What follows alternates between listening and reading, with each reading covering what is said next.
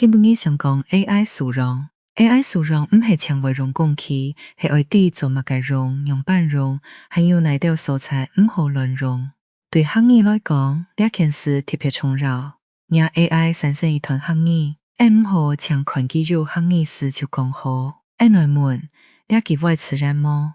要學到學種身份意見麼？要尊重講話嘅人老社區麼？行業科技哪會行下人，唔做得搶口無形，還是要有判斷力嘅人。先生愛啲 AI 做得做乜嘅，未愛啲嘅限制。無下人做得提供身份意見，社區做得決定，哪條故事上任老詞彙適合保存老分享。所以 AI 素容其實係行業保存嘅一部分。為用 AI 做項目 TTS 斷讓任當好。唔過下重要嘅係，按做得本 AI 幫手，唔係本 AI 代替按判斷。當 AI 行業搞肉，語言資料主權未當重要。錄音故事老詞彙唔係冷嘅資料。記得來自人嘅想法，未會轉到人嘅想法度。